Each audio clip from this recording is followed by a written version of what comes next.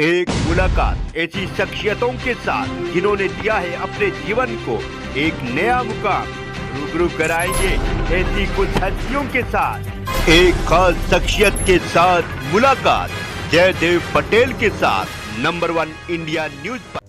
नमस्कार, मैं जयदेव पटेल और आप देख रहे हैं नंबर 1 इंडिया न्यूज।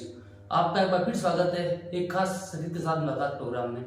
आज हम बात करेंगे पार्लियामेंट की सुरक्षा। पहले जो स्पेशल फोर्स कर रही थी, अब उसको कहीं ना कहीं चेंज करके सीआईएसएफ को कमान सौंपने की जो बात की जा रही है, ये कहाँ तक सही है और इसके पीछे क्या कुछ मायने हैं, इन्हीं तामुद्दे और बात करने के लिए हमारे साथ खास मेहमान है इंटेलिजेंस ब्यूरो के स्पेशल डायरेक्टर यशोवर्धन आजाद।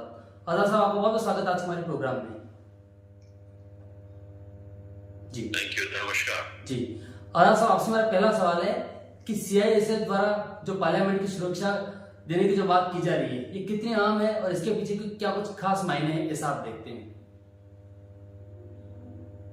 देखिए, जब ये घटना हुई थी पार्लियामेंट सिक्योरिटी में जो खतरा उत्पन्न हुआ था एक अनाधिकृत प्रवेश से, तो उसी समय से बात ये हो रही थी कि पार्लियामेंट सिक्योरिटी को हटाकर एक प्रोफेशनल बॉडी जो सीआईएसएफ को वहां लगा दिया जाए। और उसके बाद वो सिक्योरिटी ऑडिट हुई। एक उसके बाद में शायद कोई रिपोर्ट आई है, लेकिन हमने रिपोर्ट तो देखा है नहीं, ना वो पब्लिक के सामने आया है या उसे कहीं पब्लिश किया गया है। और अब ये पता लगा है कि सीआईएसएफ को देने का ही निर्णय किया गया है कि पूरी सुरक्षा की कमान जो है वो संभालेंगे। बाह्य सुरक्षा जो है वो तो वैसी ही रहेगी सीएपीएफ के पास, और अंदर की जो सुरक्षा है वो सीआईएसएफ के पास होगी। शायद ये ऑफिशियल स्टेटमेंट मुझे मालूम नहीं क्या है।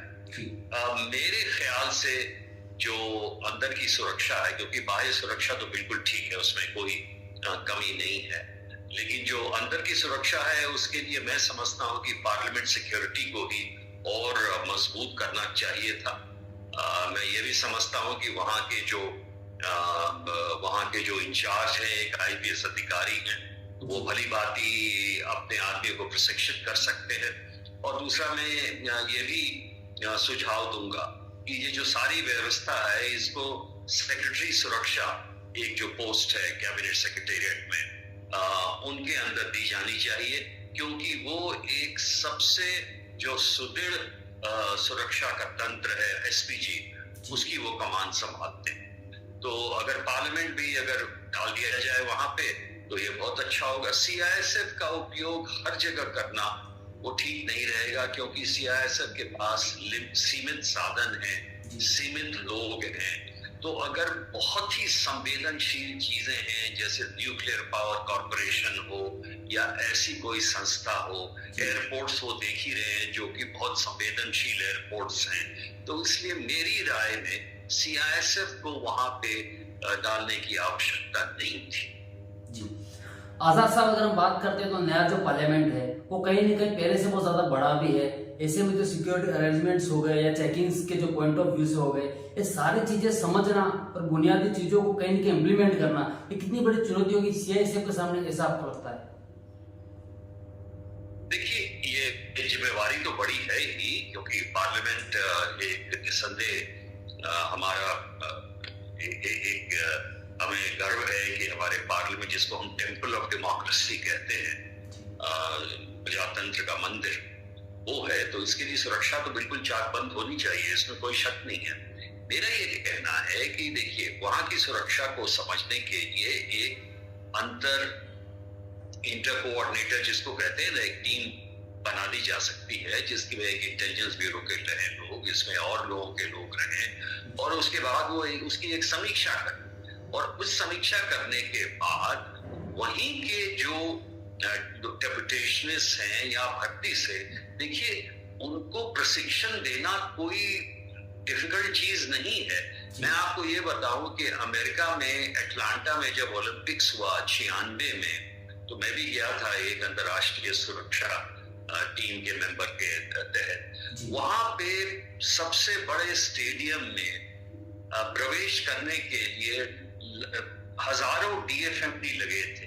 डीएफएमडी को सुपरवाइज हम लोग कर रहे थे, और जो वहां पे कॉलेज के बच्चे थे वो संभाल रहे थे एक एक HHMD लेके और DFMD।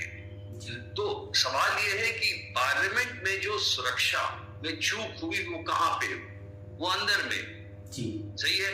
तो अंदर में जो सुरक्षा है उसको चेक करने के लिए आपको क्या चाहिए? एक तो आपको लेटेस्ट जो आपके यंत्र हैं, टेक्नोलॉजी जो है सबसे अच्छी होनी चाहिए, सबसे अच्छा बैगेज स्क्रीनर, सबसे अच्छा हैंडहेल्ड जिसको मेटल डिटेक्टर, डोर पे मेटल डिटेक्टर, और सबसे अच्छे लोग जो प्रशिक्षित हैं, जो कि अपने काम को अच्छी तरह जानते हैं, व्यावसायिक दृष्टि से बहुत ही उच्च कोटि के हैं। और तीसरा जो सबसे इंपॉर्टेंट चीज है, जो अपने स्थान पे खड़े रहकर लोगों को मना भी कर सकते हैं। अगर MPs और मिनिस्टर्स भी इस बात को मान लें कि सुरक्षा बहुत ही एक गंभीर विषय है, बहुत एक ऐसी चीज है जिससे हम खिलवाड़ नहीं कर सकते, हम भी उन सुरक्षा नियमों का पालन करेंगे और साथ ही हमारे आदमी जो विजिटर्स हैं वो भी पालन करेंगे, तो फिर क्या दिक्कत है? इसलिए मैं कह रहा था कि सियासत की आवश्यकता नहीं है, वहां पे जो अपने प्रशिक्षित लोग हैं वो होकर इस कार्य को कर सकते हैं। जी आजाद साहब, आपसे मेरा एक आखिरी सवाल है कि आप कहेंगे नेशनल सुरक्षा एजेंसियों का एक हिस्सा भी रहे हैं, आपको लंबा तजुर्बा भी है। ऐसे में जब पार्लियामेंट अटैक जब हुआ था उस दिन की अगर हम बात करते हैं और आज की जब हम बात करते हैं, हर तरीके से हम टेक्निकली अगर हम बात करते हैं काफी मजबूत भी हैं, तो क्या कुछ बदलाव हुए और कितना हम बदले हैं सुरक्षा के लिहाज से? देखिए, जब टेररिस्ट हमला हुआ था तो उसके बाद से काफी बदलाव आया था। वो टेक्नोलॉजी में काफी बदलाव आया था। RFID की एंट्री है, बोलार्ड्स हैं, पोस्ट लगे हुए हैं, काफी चीजें ऐसी लगी थी, स्पाइक्स लगे हुए, सब कुछ लगे, ताकि जो बाह्य सुरक्षा है वो बिल्कुल ही चाकबंद हो चुकी। आज आप देखिएगा कि आज हमारे पास ड्रोन टेक्नोलॉजी है कि नहीं, आज हमारे पास इतने UAVs हैं जो सब लोग इस्तेमाल कर रहे हैं, वो नक्सल एरिया में भी इस्तेमाल किया जा रहा है, आर्मी इस्तेमाल कर रही है। तो इससे मैं समझता हूं कि सुरक्षा व्यवस्था तो और अच्छी हुई ही है, बायो सुरक्षा, और बल्कि लेकिन सवाल टेक्नोलॉजी का ये है कि जैसे हम इसका अच्छा इस्तेमाल कर सकते हैं सिक्योरिटी फोर्सेस, वैसे ही जो बदमाश है वो भी कर सकते हैं, टेररिस्ट भी कर सकते हैं। और इसलिए आप देखिए, ड्रोन के द्वारा दवाई की सप्लाई भी हो सकती है और ड्रग्स की सप्लाई भी हो सकती है। ड्रोन से हमारी मारक क्षमता भी बढ़ गई है और ड्रोन से हमारी दूसरी तरफ से भी मारक क्षमता बढ़ गई। तो इसलिए हमें ये देखना है कि बदलाव आजकल इतना आया है कि हमें इसका सबका सम्मिश्रण देखना पड़ेगा। लेकिन कितना भी टेक्नोलॉजी आगे जाए, कितना भी टेक्नोलॉजी आगे चला जाए, लेकिन उसमें ह्यूमन जो पार्ट है वो बहुत ही महत्वपूर्ण है। तो इसलिए जहां हम अपने मैन पावर की बात करते हैं, हमारे जो सिपाही हैं, हमारे जो ऑफिसर्स हैं, उनका क्वालिटी मजबूत होना चाहिए ताकि उस टेक्नोलॉजी को अच्छी तरह से उसका प्रयोग कर सके। तो अगर आपके पास पार्लियामेंट में लेटेस्ट टेक्नोलॉजी आप मंगा लेते हैं और लोगों को बहुत अच्छी तरह प्रशिक्षित करते हैं, तभी वो बैलेंस आएगा कि पार्लियामेंट की सुरक्षा एक बहुत ही अच्छी तरह उसकी समीक्षा कर उसको सुनियोजित ढंग से लगना चाहिए। जी आजाद साहब, आपने हमारे लिए समय निकाला और महत्वपूर्ण जानकारी हमारे साझा करी, उसके लिए आपका बहुत बहुत धन्यवाद। Thank you.